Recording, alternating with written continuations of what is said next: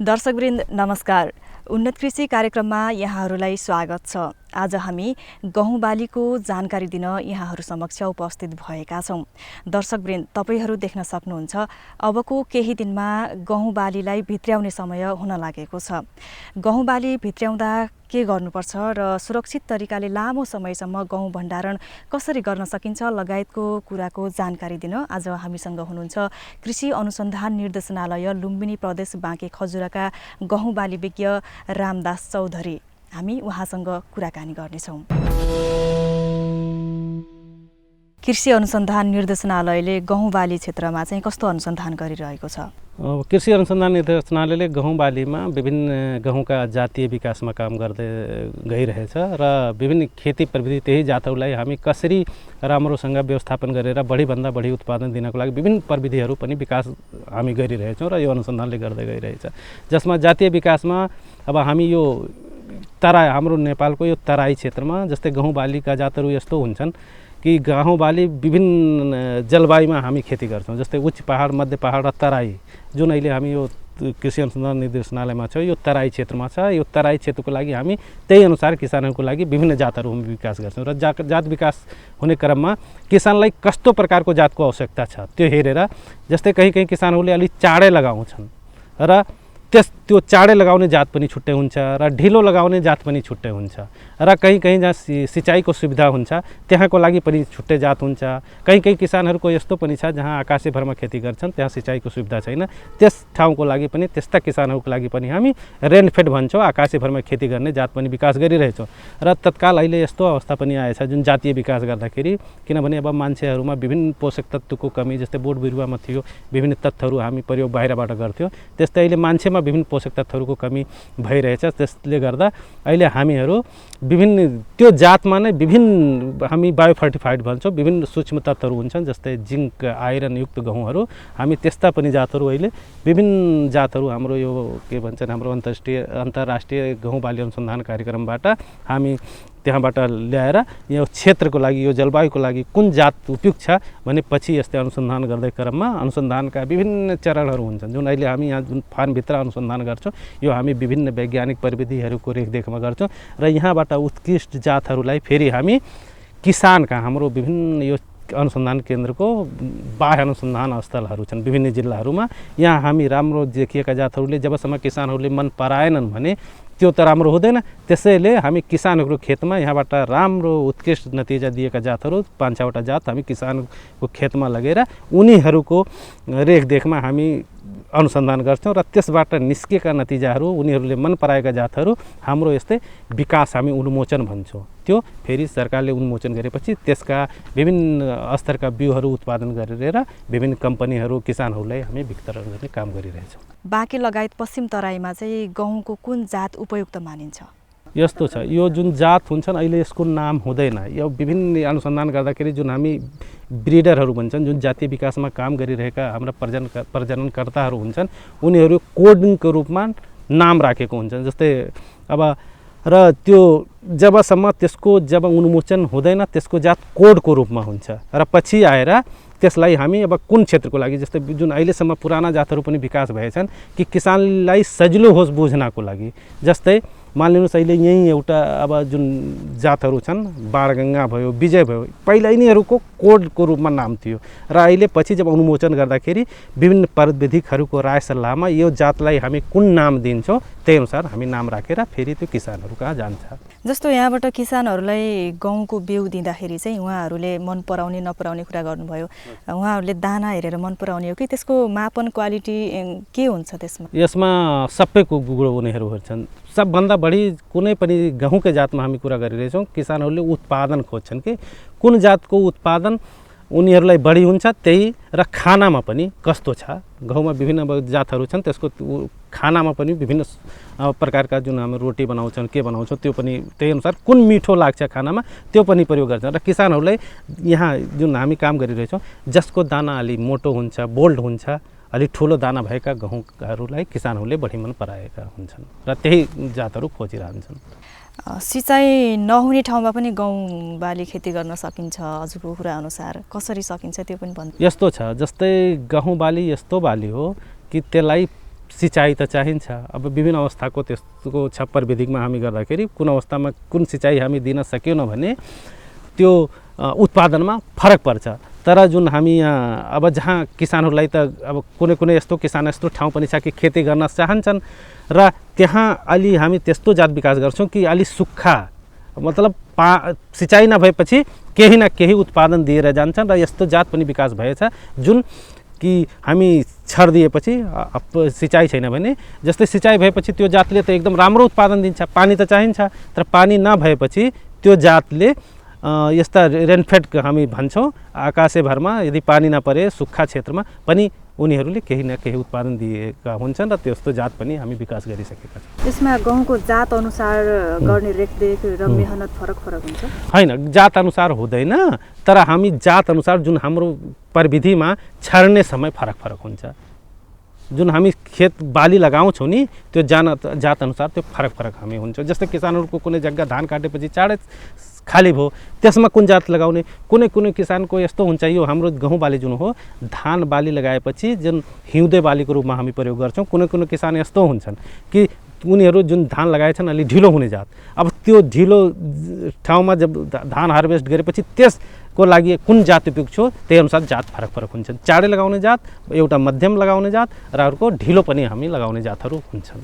अहिलेको अवस्थामा अलिकति के पनि देखिन्छ भनेपछि धेरै मेहनत नगरेर थोरै क्षेत्रफलमा धेरैभन्दा धेरै उत्पादन ल्याउन सकेको भए भन्ने पनि हुन्छ। त्यस्तो पनि खोजिराख्नु भएको हुन्छ किसानहरूले।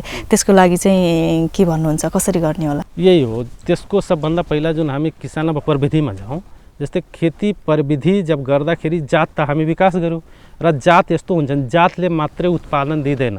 जबसम्म त्यसमा हामी पुरै जुन स्रोत साधन हुन्छ जस्तै हामी समयमा छर्नु पर्यो, समयमा मल जल प्रयोग गर्नु पर्यो, सिँचाइ गर्नु पर्यो, रोग किरा व्यवस्थापन गर्नु पर्यो, झारपात व्यवस्थापन गर्नु पर्यो। सबै प्रविधिहरू एक ठाउँमा आएपछि मात्रै त्यो जातले उत्पादन दिन्छ। यदि हामी समयमा सबै प्रविधिहरू पुर्याउन सकेनौँ भने त्यो जातले चाहे जस्तो उत्पादन दिँदैन। त्यसैले मैले किसानहरूलाई के भन्न चाहन्छु, यदि हामी थोरै जग्गामा जुन भन्नुभयो थोरै जग्गामा हामी बढी उत्पादन लिनको लागि जुन हामी खेती गर्छौँ त्यही अनुसार किसानहरूले त्यो थोरै जग्गामा अब उन्नत जात उन्नत बिउ कुन स्तरको हामी बिउ ल्याउँ। यदि हामी क्वालिटीयुक्त बिउ प्रयोग गर्न सक्यौँ भने जति हामी फेरि जुन मैले भने मल प्रयोग गर्ने सिँचाइ प्रयोग गर्ने त्यसले उत्पादन दिँदैन। जातको धेरै ठुलो महत्त्व हुन्छ। जबसम्म जात हामी प्रयोग गऱ्यौँ र प्रविधि त्यही अनुसार त्यो जातमा हामी राम्रोसँग व्यवस्थापन गर्न सक्यो भने त्यो चाहे जति उत्पादन दिन्छ। कृषि अनुसन्धान निर्देशनालयले यो गहुँको जात जाति विकास सँगसँगै अरू के गरिरहेको छ? अनुसन्धान केन्द्रले जातीय विकासपछि जुन हाम्रो गहुँ बालीको जुन पहिला पुस्ता भन्छन् र दोस्रो पुस्ताको बिउ हामी उत्पादन गरिरहेछौँ र यो नार्कोले दुईटै स्तरको बिउ उत्पादन गर्छ। जुन हामी पहिला पुस्ता बिउ भन्छौँ त्यसलाई हामी प्रजनन बिउ भन्छौँ र त्यो बिउ अर्को वर्ष लगाएपछि त्यसबाट उत्पादन भएको बिउलाई हामी मूल बिउ फाउन्डेसन सिड भन्छौँ। यो दुई स्तरको बिउ अहिलेसम्म हाम्रो नेपाल कृषि अनुसन्धान परिषद यस्तै नार्कका विभिन्न फार्महरूमा उत्पादन भइरहेछन् र यसबाट उत्पादन भएका बिउहरूले यहाँबाट स्रोत बिउको रूपमा जुन हाम्रो देशभरिमा बिउमा काम गरिरहेका बिउ उत्पादनमा काम गरिरहेका सङ्घ संस्था निकाय कम्पनी सहकारीहरू यहाँबाट स्रोत बिउको रूपमा बिउहरू लाग्छन् र त्यो बिउलाई फेरि त्यसबाट उनीहरूले प्रमाणित प्रथम प्रमाणित दोस्रो र उन्नत बिउ उत्पादन गरेर किसानहरू कहाँ बिक्री वितरण गरिरहेका छन्। यो पाक्नुभन्दा अगाडि अब अहिले त पानी दिन मिल्दैन होला? हजुर हजुर। सुरुमा हामीले कति पटकसम्म पानी दिनुपर्छ? कतै कतै चाहिँ कस्तो हुन्छ भनेपछि गहुँ छर्ने बेलै सबै किसिमको मल मिसाइदिएर गहुँ लगाउने पनि गरिन्छ, त्यो कतिको राम्रो मानिन्छ? यस्तो छ जस्तै गहुँ मल पनि जस्तै गहुँ जब हामी छर्छौँ र मलमा हाम्रो के छ कि हामी जो गहुँ छर्नको लागि हाम्रो अनुसन्धान केन्द्रले विभिन्न मात्रामा विभिन्न मलहरू सिफारिस गरेको हुन्छ। जस्तै गहुँ बालीलाई हामीले के भन्छौँ नाइट्रोजन भनेको युरिया, फास्फोरस भनेको डिएपी र पोटास तीनटा मल आवश्यकता छ मुख्य तत्व यो न हामी प्रयोग गरिकन हामी गहुँ बालीमा चाहे जति उत्पादन लिन सक्दैनौँ र त्यो मललाई पनि हामी विभिन्न समयमा त्यो खेतमा छर्नुपर्छ। जस्तै जुन छ हामी DAP भन्छौँ र पोटास, यो दुई प्रकारका जुन मलहरू हुन्छन् यो हामी गहुँ छर्ने बेलामा जब हामी गहुँका बिउहरू खेतमा छर्छौँ त्यही बेला छर्दिने र युरियाको लगभग आधी मात्रा त्यही बेलामा छर्दिने।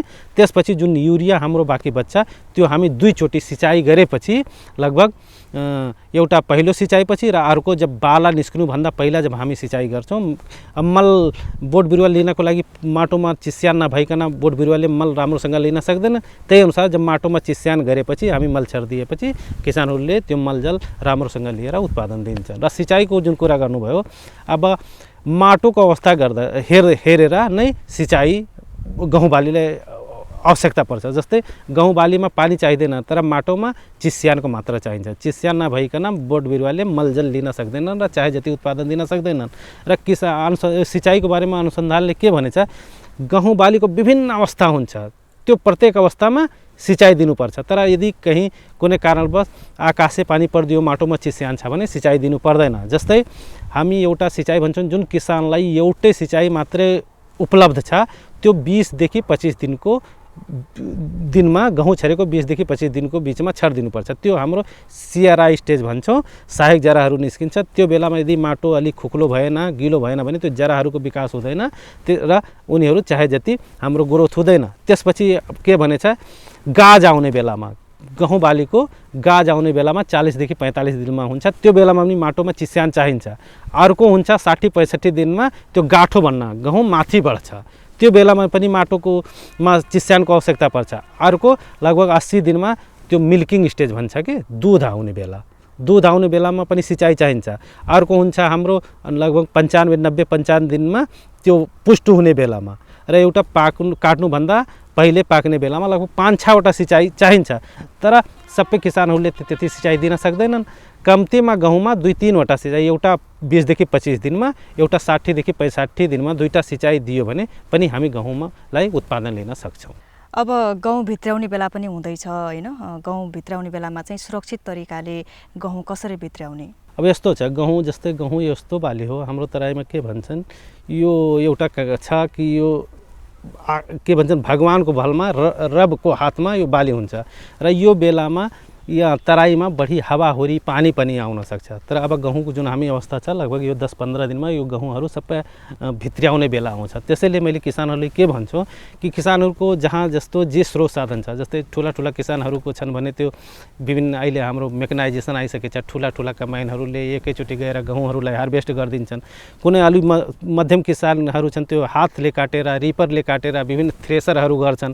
कुनै किसानहरू जुन अब थोरै मात्रामा हुन्छ उनीहरूले काटेर गहुँ काटेर चुटेर हैन दाई गरेर त्यो पनि निकाल्छन्। मैले किसानहरूलाई के भन्न चाहन्छु कि गहुँ यस्तो बाली हो यदि हामी यसलाई समयमा यदि हामी भित्र्याउन सकेनौँ भने हाम्रो जुन अहिलेसम्म जुन हामी मेहनत गरेर लगानी लगायौँ त्यो एकैछिनमा यो तराईमा यो हावाहुरीले गर्दा या असिना पानीले गर्दा पनि क्षति हुन सक्छ। तर म किसानलाई जब गहुँ तपाईहरुको पाकिसक्यो अब हाम्रो भित्र्याउने बेला छ भने त्यो समयमा नै चाँडैभन्दा चाँडै कुन माध्यमबाट तपाईहरुले यो गहुँलाई भित्र्याउन सक्नुहुन्छ भने म विशेष त्यो किसानहरूलाई आग्रह गर्छु। लामो समयसम्म गहुँमा किरा नलागोस् र राम्रोसँग भण्डारण गर्नका लागि चाहिँ के गर्नुपर्छ? अब यो गहुँ जस्तै हामी हार्भेस्टिङ गरेपछि लगेर अब यस्तो हुन्छ भण्डारणमा पनि यदि हामी ध्यान दिन सकेनौँ भने हामी जति मेहनत गरेर उत्पादन गरेर भित्र लागेको पनि यो गहुँ बाली यस्तो बाली हो कि विभिन्न यसमा रोग किराहरू लागेर चिस्यान लागेर यो गहुँ हाम्रो दानाहरू बिग्रन सक्छन्। त्यसैले किसानलाई म के भन्न चाहन्छु यो गहुँ हाम्रो भण्डारण गरेपछि यसलाई गहुँ बालीमा के भन्छन् चिस्यान त्यसमा पानीको मात्रा चिस्यान भन्छौँ। यदि हामी उपयुक्त मात्रामा त्यसमा व्यवस्थापन गरेनौँ भने त्यो भण्डारणमै बढी घुन किरा भन्छन् लाग्ने हुन्छ। त्यसैले गहुँ बालीले के भनेछ कि 12% सेन्टिग्रेड चिस्यानमा त्योभन्दा बढी त्यसमा चिस्यान हुनु हुँदैन। 12% चिस्यान चाहिन्छ। त्योभन्दा बढी चिस्यान भएपछि त्यसमा रोग किराहरू बढी लाग्छन्। त्यसैले किसानहरूले आफ्नो त्यो जुन उनीहरूको स्रोत साधन छ कसैको त्रिपाल छ कसैको फर्श छ त्यसमा राम्रोसँग सुकाएर अब उनीहरूको राख्ने क्षमता कसैको भकारी हुन्छ कसैको के भन्छन् हाम्रो सिडबिनहरू हुन्छन् कसैले बोरामा फ्लेकमा गोदामहरू हुन्छन्।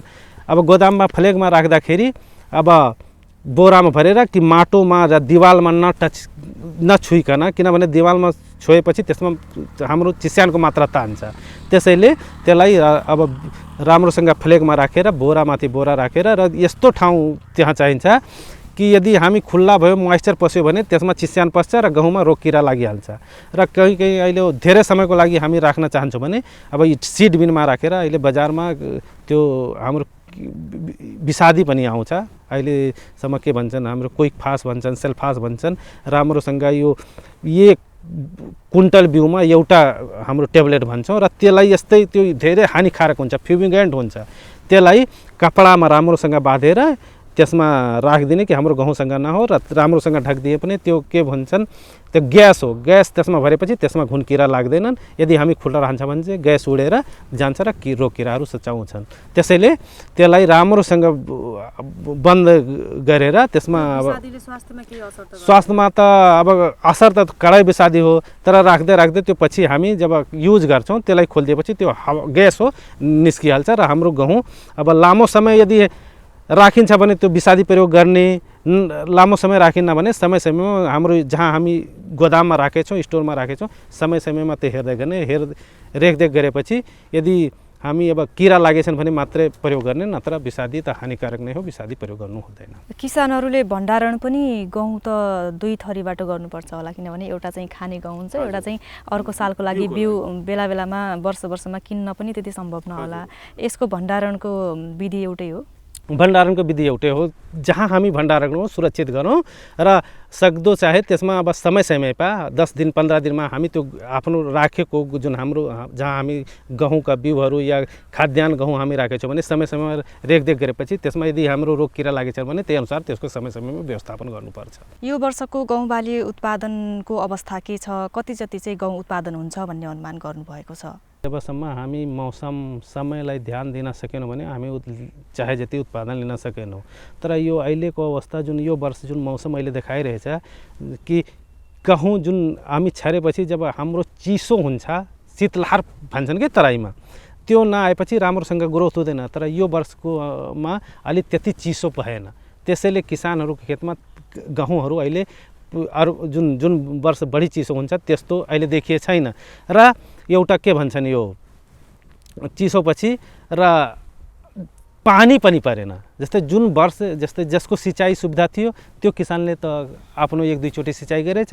जुन किसानको सिँचाइ सुविधा थिएन, त्यो त आकाशै भरमा थियो भने त्यो ठाउँमा अहिले गहुँ त्यति राम्रो देखिए छैन। त जस्तै अब यदि समयमा 1-2टा सिँचाइ हल्कै सिँचाइ परिदिएको भए त्यो हुन्थ्यो। त्यसैले के अनुभव गरिएछ भने कि यो वर्ष अलि गहुँको उत्पादन कमै देखिएछ, गत वर्षभन्दा कम हुन्छ। किनभने यो बिचमा अहिले सिँचाइ भएन, यो वर्ष सिँचाइ भएन र आकाशे पानी परेन। त्यसैले अब जुन किसानहरूको खेतमा सिँचाइको सुविधा थिएन उनीहरूको उत्पादन त कम भइहाल्छ। यो खास गरी बाँके लगायत पश्चिम तराईका क्षेत्रहरूमा कुन जातको गहुँ यो वातावरणको लागि उपयुक्त हुन्छ? यो जुन अहिले हामी यहाँ जुन फिल्डमा छौँ, यो मैले के भने हामी विकास गर्दाखेरि उच्च पहाडको लागि छुट्टै जात हुन्छ, मध्य पहाडको लागि छुट्टै जात हुन्छ र हाम्रो तराईको लागि जुन अहिले हामी 8-9वटा जातको यहाँ बिउ उत्पादन गरिरहेछौँ। जस्तै यहाँ सबभन्दा बढी मन पराउने जातहरू विजय, गौतम, भिरकुटी, बाणगङ्गा, NL 971 र अहिले जुन मैले अघि त्यो जातीय विकासमा भने विभिन्न नयाँ जातहरू हामी 3वटा विकास गरेछौँ। जिङ्क गहुँ 1, जिङ्क गहुँ 2, बौलक 2020। यसमा यो सूक्ष्म तत्त्वहरूको मात्रा बढी छ। यही जातहरू अहिले किसानहरू मन पराइरहेछन् र यो तराईका लागि उपयुक्त जातहरू हुन्। गहुँमा कस्तो कस्तो खालको रोग लाग्छ, त्यो रोग चाहिँ किसानहरूले कसरी पहिचान गर्ने र त्यसको समाधानको लागि चाहिँ कुन ठाउँमा सम्पर्क गर्न सकिन्छ? अब गहुँमा विभिन्न प्रकारको रोग हुन्छ। जस्तै अब हामी भन्छौँ, जस्तै अहिले एउटा कालो पोके यहाँ त देखिए छैन, कहीँ किसानमा कालो पोके हुन्छ, विभिन्न रस्टहरू आउँछन्। त्यसैले विभिन्न प्रकारका रोग हुन्छन्। यो रोगलाई व्यवस्थापन गर्नको लागि पहिले नै हामी बिउ उपचार गरेर यदि हामी प्रयोग गरिदियौँ भने त्यसमा अलिक कम रोग लाग्छ र रोग लागेपछि अब जुन रोग लाग्छ त्यो रोगको त्यही अनुसार विभिन्न व्यवस्थापन विधि छ। हामी समयमा व्यवस्थापन विधि प्रयोग गरिदियौँ भने त्यो रोगहरू सबै निको हुन्छन्। अब सामान्य किसानले उहाँहरूको गहुँ उत्पादन कस्तो भयो भनेर चाहिँ अहिलेदेखि अनुमान गर्दाखेरि चाहिँ त्यसको मापन के हुन्छ? उहाँहरूले के हेर्नुपर्छ? गहुँको बाला हुन्छ कि दाना हुन्छ कि गाँज हाल्यो हालेन? सबै कुरा जस्तै मैले अघि भने जब जुन राम्रोसँग खेतमा बोट हुँदैनन् र दाना के भन्छन् हाम्रो बाला राम्रो हिस्टपुस्ट हुँदैन त्यो भन्छन् अनि बालामा दानाको सङ्ख्या चाहे जति हुँदैन भने सबै फ्याक्टरहरू मिलाएर मात्रै उत्पादनमा जान्छन् र किसानहरूले त्यही अनुसार त्यसलाई व्यवस्थापन गर्नु। एउटा राम्रो गहुँको बालामा चाहिँ कतिसम्म दाना हुनु? लगभग 40-45 वटा दाना हुन्छ। अनि गहुँको मूल्यको पनि कुरा गरौँ होइन, कसरी छ गहुँको मूल्य? सरकारले तोकेको मूल्य किसानहरूले नपाएको पनि हुनसक्छ, कतिको सजिलो गाह्रो के छ? यो यस्तो छ, यो उत्पादनमा भर पर्छ। जुन वर्ष बढी उत्पादन भइहाल्छ किसान कहाँ बढी हुन्छ त्यही अनुसारले यो व्यापारीहरू जुन किन्नेवाला हुन्छ नि उनी मुख्य यो देशको जुन किसानहरूले पाउने उनीहरूमाथि निर्भर हुन्छ। अब यदि चाहे जति उनीहरू पाएछन् भने अलि मूल्य कम हुन्छ, यदि उनीहरू चाहे जति यो हाम्रो गहुँ बालीहरू उनीहरू कहाँ पुगेन भने त्यही अनुसार मूल्य बढाएको हुन्छ र किसानहरूले त्यही अनुसार अब किसानहरूले मूल्य पनि पाउँदैनन्, किनभने गहुँ बालीमा पनि लगानी धेरै लाग्छ। जुन आज हामी हिसाब गर्दाखेरि जति लगानी लाग्छ त्यो अनुसार किसानहरूले मूल्य पाएको हुँदैनन्। त्यो त बजारमा उपलब्धका माथि निर्भर पर्छ। जस्तै अहिले यही भयो, अब गहुँ त हाम्रो देशमा कमी थियो, अब इन्डियाबाट जुन आउँथ्यो अहिले केही बिचमा रोकेको थियो, गहुँ एकैचोटि यति महँगो भएको थियो, फेरि अहिले आएर केही त्यस्तो सस्तो भएछ र किसानको खेतमा अहिले गहुँ भइरहेछ। त्यो कारणले पनि व्यापारीहरूले पहिलाभन्दा गहुँलाई अहिले सस्तै मूल्यमा लिइरहेछन्। अहिले नेपालमै उत्पादित गहुँको माग पुर्याउन सकिएको छ कि छैन भनेदेखि चाहिँ के गर्न सकिन्छ होला? छैन, अहिले पुर्याउन सकिए छैन। जति हाम्रो देशमा गहुँको माग छ हाम्रो देशले उत्पादन गरिसकेको छैन। त्यसैले यसको लागि त्यही हो, गहुँको लागि विभिन्न स्रोत साधन, जस्तै अब हाम्रो जात विकास त भइसक्यो, अब के भन्छन् बिउ उत्पादन चाहियो र किसानको एउटा मलैको समस्या छ। जस्तै हम अघि भने कि प्रविधिमा मल पनि खाद्य तत्त्वहरू चाहिन्छ र किसानहरू गहुँ छरिदिन्छन्, समयमा मल पाउँदैनन्।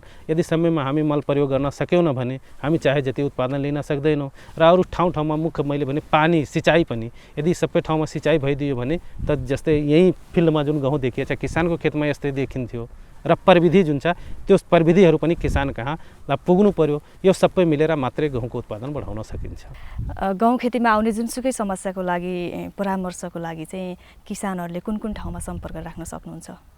एउटा त हामी नै हो, हाम्रो कामै त्यही हो, अनुसन्धान गरेर किसानहरूले जे हामीसँग प्रविधिक सरसल्लाह जुन लिन, यहाँ धेरै किसानहरू आउँछन् र हामी प्रविधिक सरसल्लाह पनि दिन्छौँ। यस्तै हामीबाट प्रविधिक सरसल्लाह हाम्रा विभिन्न ज्ञान केन्द्रहरू छ, एकीकृत कृषि एकीकृतहरू छ, त्यहाँ पनि किसानहरू पुगेर आफ्नो गहुँ बाली सम्बन्धी विभिन्न समस्याको समाधान लिन सक्नुहुन्छ। तपाईँहरूले उहाँहरूको फिल्डमै गएर पनि हेर्ने गर्नुहुन्छ? हजुर हजुर, गइन्छ। कुनै किसान आउँछ उहाँको समस्या छ भने हामी फिल्डमा गएर पनि समस्या समाधान गर्दै आइरहेछौँ। कसैले चाहिँ फोटो भिडियो ल्याएर आउने गर्नु भएको छ कि नै? मेरो गाउँमा चाहिँ यस्तो अच्छा फोटो पनि खिचेर ल्याउँछन्।